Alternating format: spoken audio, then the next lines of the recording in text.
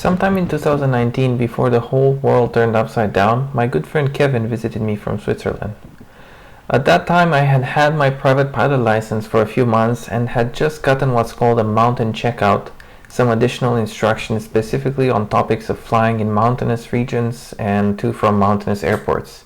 I had also just started flying a new to me high performance airplane, a Piper Dakota. So the stars aligned perfectly and I was able to take my girlfriend Huang, my visiting friend Kevin, and another good friend Bev on an overnight camping trip to nearby Columbia Airport. Columbia is a former mining town in Northern California, about a 1-hour flight from Palo Alto Airport. Columbia Airport, Oscar 22, has camping on its grounds, so you can park your airplane and pitch your tent right next to it. We flew to Columbia and met some of my other pilot friends there. We had some pizza in town. Back in those days, you could sit in a restaurant and you didn't even need to wear a mask. Did some hiking and came back to the airport around sunset to get ready for the night. We barbecued. Huang was very well prepared, carrying about 10 pounds of food with us. Had a few beers, played silly games that left us out of breath from how hard we laughed, gazed at the stars and fell asleep in what is one of my dearest memories from recent times. The next day, instead of heading straight back, we decided to stop by South Lake Tahoe as it was in the neighborhood. We had a quick lunch and headed back home, and this is our flight. Every takeoff deserves careful consideration, but one from a high-altitude airport even more so. I spent some time on the ground calculating the expected takeoff performance given the density altitude on this particular day, the weight of the airplane, and the winds. But planned performance doesn't always equal actual performance, so what steps can we take to ensure the safety of us and our passengers? I used a technique called the 50-70 rule. The idea is that you want to achieve 70% of the takeoff speed before you reach the runway halfway point.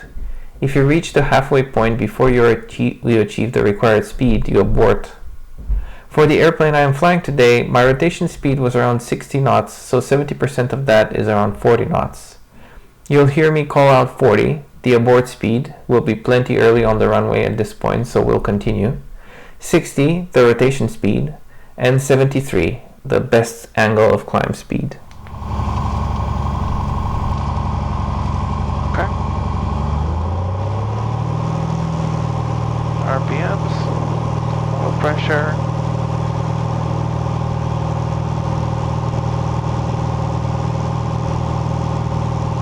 Airspeed coming alive. 40.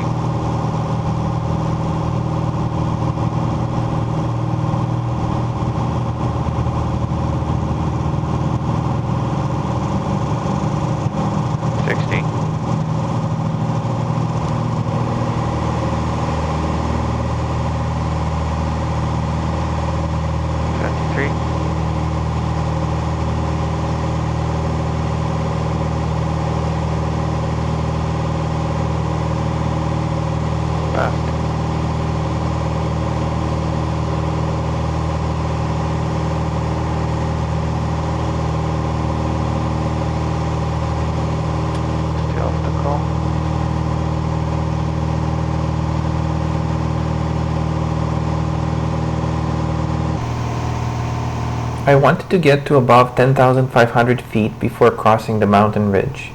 The tallest peak around my flight path is around 9,000 feet, and the pass that I was flying over was even lower, but I wanted an extra buffer of protection. We spent some time hugging the lake shore while climbing instead of proceeding directly to our flight path, as the conditions only allowed for around a 500 feet per minute climb. NorCal Cherokee 303 Bravo off of South Lake. 303 Bravo. 303 Bravo, we're off of South Lake Tahoe with next flight following to San Carlos. We're at 10,300. Okay, just everybody call sign 303 Bravo? 3038 Bravo. There we go, that's what I thought you were saying. Okay, thanks. You can go to San Carlos at, you said 10.5.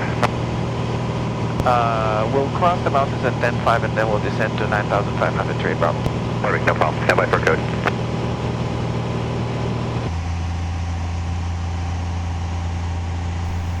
We landed just as the sun set at San Carlos.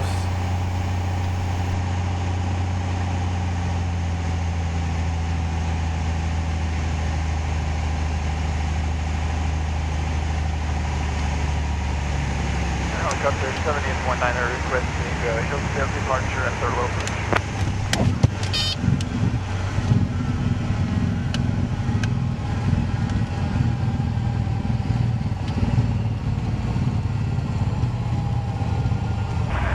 Turkey 3 Bravo, taxi to parking via Julia, monitor ground. Parking via Julia, monitor ground, 3 Bravo. Thanks for your help. You bet. We succeeded to not die. Yay.